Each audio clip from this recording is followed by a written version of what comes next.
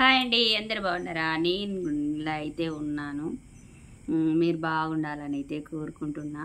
సంఘ సభ్యులందరికైతే ఒకసారి ఒక విషయం చెప్పాలనుకున్నా. అందరూ పచ్చని చెట్లను నాటండి. వచ్చేది వర్షాకాలం. మీ ఇంటి ముందర అన్ని రకాల పూల చెట్లు కొంచెం స్థలం ఉన్నా పెట్టుకోండి. అవి పెట్టినాక పూలు పూసినాక ఎంత సంతోషం ఉంటుంది అనేది పూలు పూసిన తర్వాత తెలుస్తుంది.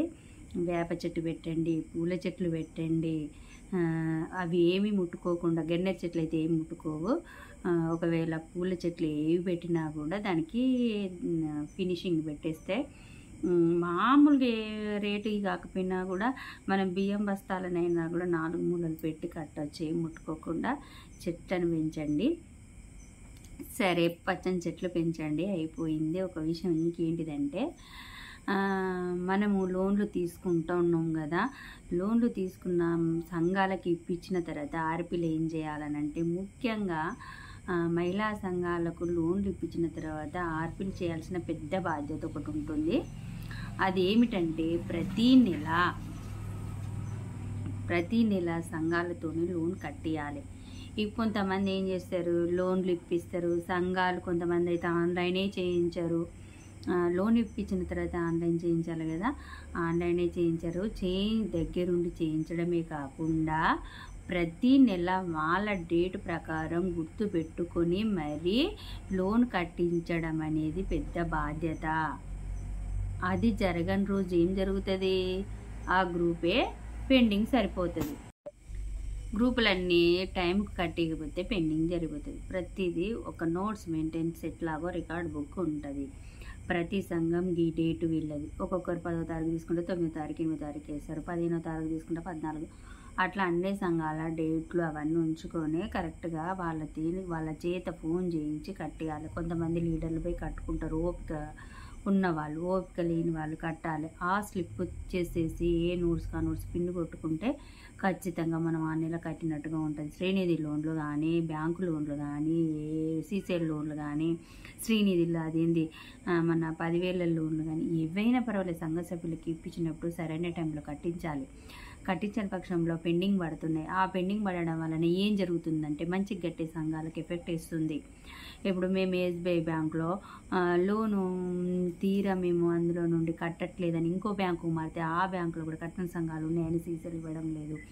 అలాంటి పరిస్థితి వస్తుంది. కాబట్టి ఆర్పీలు ప్రత్యేకంగా దయచేసి ప్రతి సంఘాన్ని కట్టించేటట్టు ఏర్పాటు చేసుకోండి. పెండింగ్ పడ్డాక వాళ్ళ చుట్టూ 10 సార్లు తిరిగే బదులు ముందే ప్రతి నెల వాళ్ళెంబడుండి కట్టించినట్లయితే మీకు డిఫాల్ట్ అవ్వదు. మీకే మంచి పేరు ఉంటుంది. మీకే మంచి ఏంటంటే బ్యాంకులో పోగానే మంచి కట్టిస్తుంది అనేది లోన్లు కూడా ఇస్తారు. మీ పనితీరు కూడా మెరుగ్గా ఉన్నదని చాలా ప్రశంసలు కూడా ఉంటవి. సరే, ఎవరో మెచ్చుకోవాలని నేను చెప్పట్లేదు. మీకు సమైక్య మీటింగులు పెట్టడం కానీ, అందులో వడ్డీలను సరైన టైంలో వసూలు చేసినట్లయితే మీ సమైక్య డెవలప్ అవుతుంది.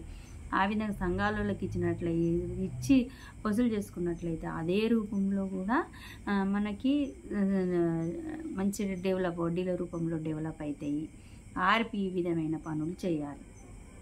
సంఘాల సభ్యులకు కూడా ఆర్పీ సమైక్య మీటింగ్లో చెట్ల పైన ఒక అవగాహన కార్యక్రమం ఎప్పటికీ ఉంటుంది. మనకు చెట్లది ఉంటుంది.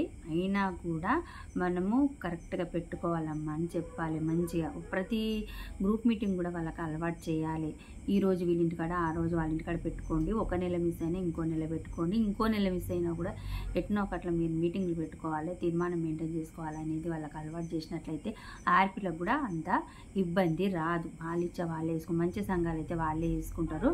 కొద్దిగా మనం మోటివేషన్ చేసి వదిలిపెట్టాలి వాళ్ళను. బ్యాంకుకు పోయి ఏ విధంగా కట్టాలి, లేకపోతే ఫోన్పే ద్వారా ఏ విధంగా కట్టాలి అనేది మనము వాళ్ళకి చెప్పినట్లయితే వాళ్ళకి అలవాటు అయిపోయి వాళ్ళు లోన్లు చక్కగా కట్టుకుంటారు.